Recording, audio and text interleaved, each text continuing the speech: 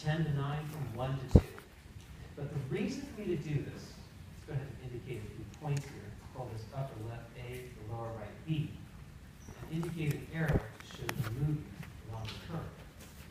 The reason that I'm doing it intentionally, just changing everything by 1, is that while it's changing the price by $1 and changing the quantity demanded by 1 unit, the percentage changes are actually quite different. See, from 10 to 9, it's a 10% drop in price.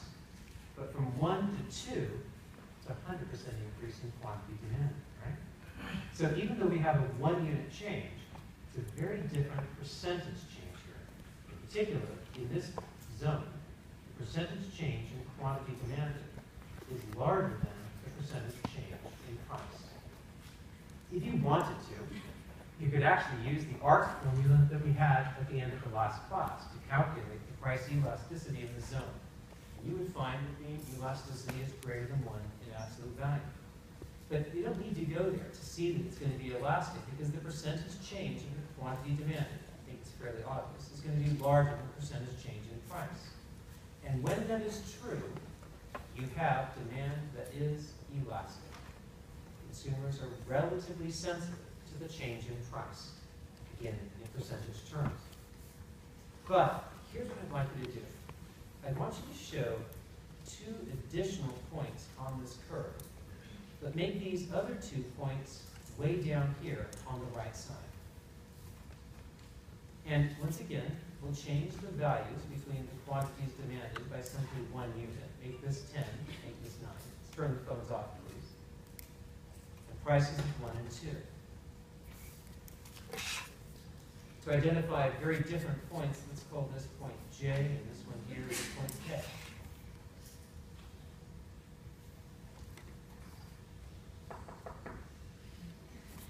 Uh-oh. Really? Uh-oh. People will learn to use the back door. Really? Go down here. Okay. All right. In this case now, the percentage change in the price is large in comparison to the percentage change in quantity demanded. So what's going on? Big percentage change in price, small percentage change in quantity demanded. Percentage change in quantity demanded is less than percentage change in price. And when this is true, what do you have? Inelastic demand. So inelastic demand. So notice on the same demand curve, straight line, notice it is straight, it's not curved. Straight downward sloping demand curve. In one area, you have elastic demand. In another, you have inelastic demand on the same curve. Now, if that's true, then doesn't it mean that there's got to be a boundary somewhere in the middle? And sure enough, there is. Okay? You'll find that if you actually were to graph this out and take the time to do elasticity calculations in detail, you would get the following. Okay? What I want you to do is a Sept graph, straight downward sloping demand curve, yet again.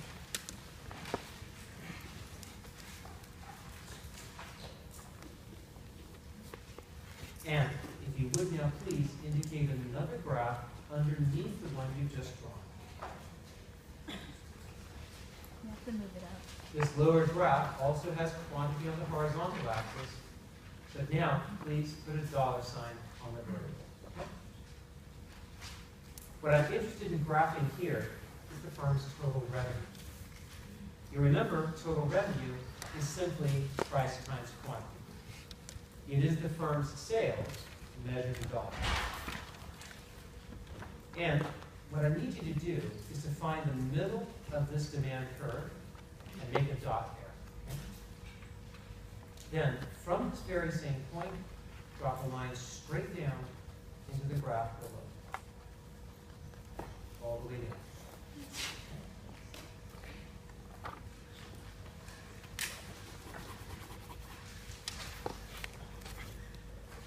Yeah. Price times quantity equals total revenue. If price is 0, total revenue will be 0. If quantity is 0, total revenue will be 0. I'm stating the obvious, I know. What I need you to do is to recognize that on the vertical axis, your quantity demanded is 0. So your total revenue will be 0, allowing us to indicate the origin in the graph below as a point on the total revenue curve.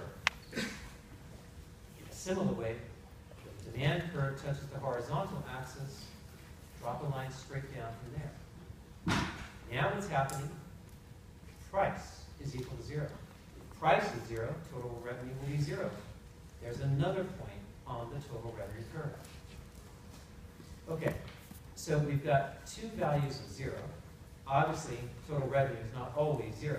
It increases over a range and then decreases over a range. Particularly, in this upper left point, or part, of the demand curve, you have elastic demand. In the lower right part of this straight line demand curve, you have inelastic demand. So, elastic suddenly becomes inelastic. There's a boundary condition. If you were paying attention last time, you should be able to identify that for me. Right there, what's going on? Good. Unit elastic demand. It is that boundary condition right between in and elastic demand. And as it turns out, at that quantity where you have unit elastic demand, it is that quantity where you're going to find total revenue is maximum.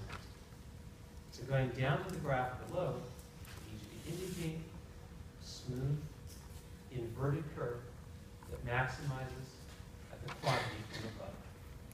This is your total revenue function. Notice it does have a maximum. Most people in business don't think it does.